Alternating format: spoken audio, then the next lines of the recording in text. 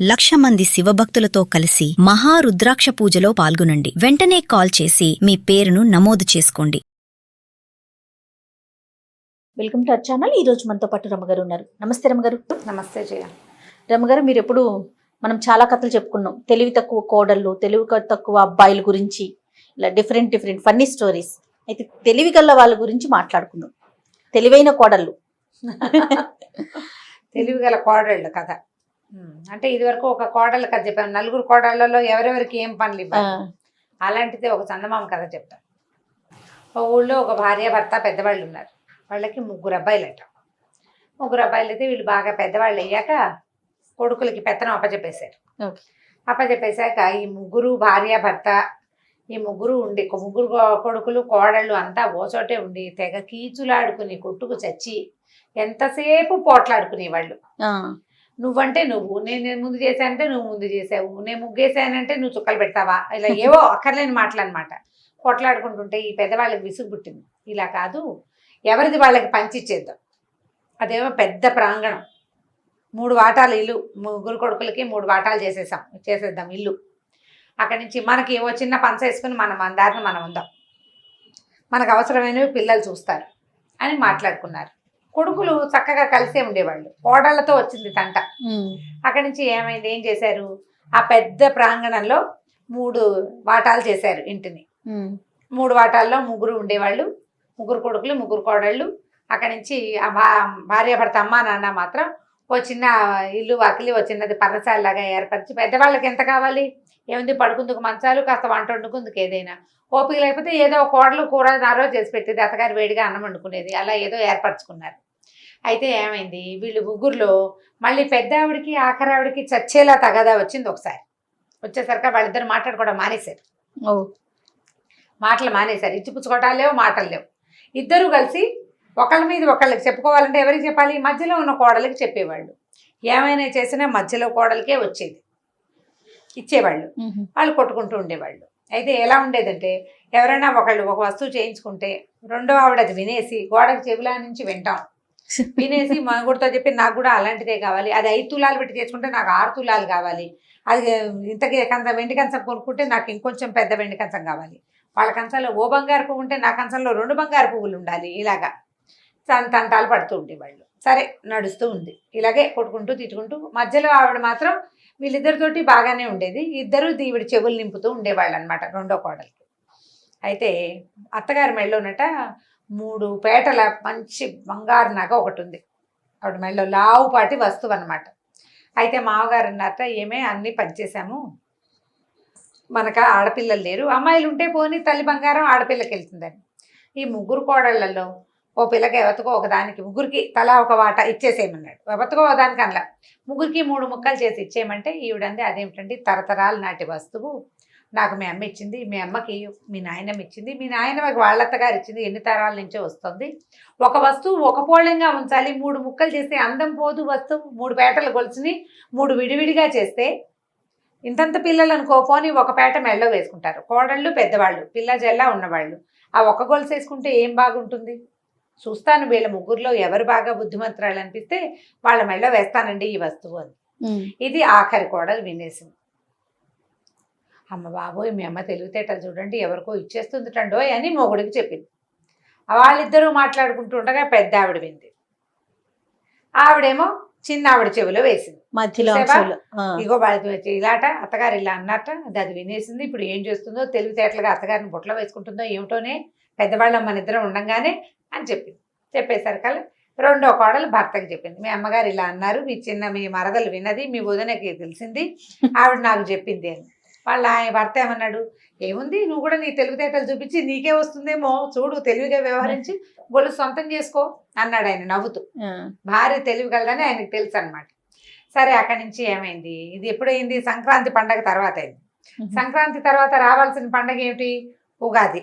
సరే, ఏమనుకున్నారు, ఉగాది పండగకి బాగా పిండి వంటలు చేసి పెట్టి అత్తగారిని లైన్లో పెట్టుకోవాలి. ఇక నుంచి అత్తగారి మనసు గెలుచుకునే వ్యవహారం చేయాలి వస్తువు కోసం. మామూలుగా శాస్త్రానికి ఏం చేయాలో పెద్దవాళ్ళకి అది చేస్తున్నారు, చుట్టుపక్కల వాళ్ళు గడ్డి పెట్టకుండా కనీసం అదే ఏదో ఒకటి. ఇప్పుడు కేర్ఫుల్గా చేయాలి. సరే, ఏమనుకున్నారు, నేను రకరకాల పిండి వంటలు వండుదాం అనుకున్నారు.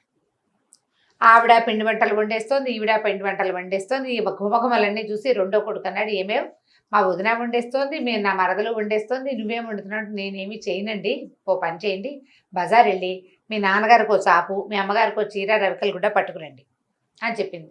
ఈవిడ 10 రకాల పిండి వంటలు చెప్పింది పెద్ద ఆవిడ. చిన్న ఆవిడ చెప్పింది. ఇద్దరు ఎవరికి చెప్తారు? మధ్యలో అమ్మాయి కదా చెప్పేది. వీళ్ళు ఏం వండుతారో ఆ అమ్మాయికి తెలుసు. ఆ పూట ఏం చేసింది, పప్పు కూర చారు ఏదో చేసుకుంది. దేవుడి కోసం అంత నాలుకంత పాయసం చేసి దేవుడి దగ్గర పెట్టింది. 11 గంటలు 10 గంటలు అవ్వంగానే పెద్ద ఆవిడ ఓ పళ్ళె నిండా సంబారాలు ఏమేమి వండిందో అవన్నీ పెట్టి, మరి తోడుకోట్లకి అన్ని తన మాటలు వినేది అదే కదా, అందించింది. ఆఖరి ఆవిడ ఇంకో 10 రకాలు చేసింది. ఆవిడ గారెలు బూర్లు, వీళ్ళిద్దరు మళ్ళీ ఒకే రకం చేయాలి. ఆవిడ రకం వేరు, ఈవిడ రకం వేరు. ఓకే. 2 రకాలు వచ్చాక ఆ 2 పళ్ళాలు జాగ్రత్తగా చూసుకుని ఈమెను ఏం చేసింది, వీళ్ళు చేసింది ఆఖరి ఆవిడ దాంట్లోంచి కొన్నెత్తి పెద్ద ఆవిడకి ఇచ్చింది. పెద్ద ఆవిడ దాంట్లో ప్లేట్లో నుంచి కొన్నెత్తి చిన్న ఆవిడకి ఇచ్చింది. అంటే అవి 2 పదార్థాలు తను చేసినట్టు సినిమా ఇచ్చింది. ఓ. ఇంకా పళ్ళల్లో కొన్ని వస్తువులు ఉన్నాయి కదా, సరే మొగుడు భార్య భర్త తిన్నారు, పిల్లలకి ఏదో పెట్టారు. జాగ్రత్తగా ఈ ఆవిడవి ఈవిడివి 4 వస్తువులు ఒక పళ్ళెంలో అమర్చుకుని తను చేసిన పాయసం ఓ కప్పులో పెట్టి చీర చాపు చేత్తో పుచ్చుకుని వెళ్ళింది. ఈ లోపల పెద్ద కోడలు సామాన్లు పట్టుకొచ్చి స్వీట్లు హాట్లు అన్నీ పట్టుకొచ్చి చేసినవన్నీ పళ్ళెల్లో తెచ్చి అట్టహాసంగా అత్తగారికి అప్పచెప్పింది, దండం పెట్టి వెళ్ళిపోయింది. ఆఖరి కోడలు మొత్తం పట్టుకొచ్చింది. సరే, ఈ మధ్యలో కోడలు వెళ్ళాక పళ్ళెం పట్టుకొచ్చి అక్కడ పెట్టింది. చీర చాపు భర్తతో సహా వెళ్ళి అత్తగారికి మామగారికి బట్టలు పెట్టి ఆశీర్వదించమని కాళ్ళకి దండం పెట్టి, అత్తగారు చీర చాపు చూసుకుని, అబ్బో ఎంత మంచి రంగే, నెమలికంఠన్ రంగు ఎంతో బాగుందండి. మీ అబ్బాయి తెచ్చాడు అత్త నీకోసం, నీకు ఈ రంగు ఇష్టమని ఈ రంగు తెమ్మన్నాను, అందుకే మావయ్య కూడా అత్త కోడళ్ళంచు పంచి తెప్పించాను. పెద్దవాళ్ళు ఆఖరి వాళ్ళు స్వీట్లు చేశారు కానీ బట్టలు తెల. ఈవిడ బట్టలు తెచ్చింది. సరే, దండం పెట్టాక అత్తగారు అంది, మా అమ్మాయి నీకు ఎంత చక్కటి బుద్ధే, నీకు మంచి రంగులు నీకు చేసావని మెళ్ళ నుంచి గొలుసెత్తి కోడలు మెళ్ళ వేసేసింది. వేసేసాక కాసేపు కూర్చున్నారు. అత్త మావకి దండం పెట్టి చిన్న కోడలు వెళ్ళిపోయింది. రెండో కోడలు మావగారు అన్నాడు, ఏమే పెద్దది ఇంత పళ్ళ నిండా స్వీట్లు తెచ్చింది, చిన్నది ఇంత పళ్ళ నిండా స్వీట్లు తెచ్చింది, వాళ్ళిద్దరికీ ఇవ్వలేదు, చీర చాపు తెచ్చిందనా దీని మెళ్ళో వేశావు అన్నాడు. కాదండి, దీనికి పొదుపు పొట్లని తెలుసు, తెలివి ఉంది దీని దగ్గర, వస్తువు కాపాడుకునే గుణం ఉంది, అందుకని ఇచ్చానండి. ఏం గుణమే, వాళ్ళిద్దరూ వండారు, ఇది బజార్ నుంచి డబ్బులు పెట్టి తెప్పించింది, పైగా పళ్ళ నిండా స్వీట్లు తెచ్చింది, దీని తెలివి ఎక్కడ కనిపెట్టావు నువ్వు అన్నాడు ఆయన. అయ్యో మీకు అర్థం కాలేదండి, ఆ పళ్ళెము ఈ పళ్ళెము ఈ పళ్ళెము 3 పళ్ళాలు వరుసగా పెట్టండి, మీకు అర్థమవుతుంది అని. బాగా చూశాక మామగారికి అర్థమైంది, ఈ మధ్య కోడలు తెచ్చిన పళ్ళెల్లో సగం వస్తువులు పెద్ద కోడలు చేసినవి, సగం వస్తువులు చిన్న కోడలు చేసినవి. తను ఏం చేసింది, తను చేసింది ప్రత్యేకంగా వెండి గిన్నెలో అంత పాయసం, అంతే అంతే. హాయిగా ఇంట్లో పనులు చేసుకుని స్థిమితంగా ఉంది. బట్టలు ఎక్స్ట్రా, పెద్దవాళ్ళకి బట్టలు పెట్టింది, పండగ నాడు బట్టలు పెట్టింది, పెద్దలకు పెట్టినట్టు ఫలితం బాగుంది. దీనికి తెలివి ఉందండి. వీళ్ళు వండారని తను కూడా వండకుండా, వండితే ఏముంది ఓ రోజే వంటకాలన్నీ వేస్ట్, ఇప్పుడు వాళ్ళిద్దరు వండుకున్నారు అని చెప్పి అన్నది. అందుకని దీనికి తెలివి ఉందండి, ఇది సంసారం పొట్లేం చేస్తుంది. వీళ్ళిద్దరికి గోలే తప్పిస్తే లబోడా శంఖాలవి ఒంటి శబ్దం రావు, ఊరికే శబ్దం ఇంత కనపడుతుంది, అందులోంచి ఏం బయటికి రాదు, అవుట్పుట్ లేదు దానికి, అందుకని వాళ్ళకి ఇవ్వలేదు, దీనికి ఇచ్చానంటే మామగారు మెచ్చుకున్నారు. సాయంకాలం దీపం పెట్టడానికి తులసి కోట దగ్గరికి వెళ్ళంగానే ఇద్దరు చిన్న తోడు కోడళ్ళకి, పెద్ద ఆవిడికి ఆఖరావిడికి దీని మెళ్ళలో ఉన్న లావుపాటి అత్తగారి 3 పేట్ల హారం కనపడిపోయింది.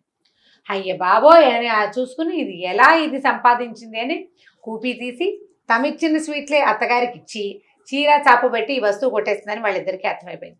పిచ్చి కోపం వచ్చేసింది వాళ్ళకి. వస్తుంది తెలివి తెలబోంది అంటే ఏమవుతుందంటే తిట్లు వచ్చేస్తారు మరి, దీనికాడ పొడక దీనమ్మ కడప కాల అని ఇలా 4-5 తిట్లు తిట్టుకుని ఇంక దీంతో మాట్లాడకూడదని మానేశారు. ఆ రోజు నుంచి ఇంక వీళ్ళిద్దరికి ఒకళ్ళ మీద ఒకళ్ళు చెప్పుకోవడానికి అవకాశం లేదు. ఈ మధ్య ఆవిడతో కోపం వస్తే ఎవరికి చెప్తారు, అంతేగా. అమ్మయ్య వీళ్ళిద్దరి చెవులు నింపే బాధ నాకు తప్పింది, ఏం చక్కగా గొలుసు దక్కిందని రెండో కోడలు హాయిగా తన కాపురం తను చేసుకుంది. కథ కంచికి మనం ఇంటికి. చాలా బాగుంది. తెలివితేటలు చూడండి. మరి అనవసరంగా గోల్ లేదు మాటలు లేవు, చేయాల్సిన పని చల్లగా చేయదలుచుకున్న పని చేసడం. చందమామలో కథే ఇది. బాగుంది కదా, చక్కగా చాలా బాగుంది. సూపర్ రమ్మ గారు, ఇంకొక స్టోరీతో మళ్ళీ కలుద్దామండి. నమస్తే.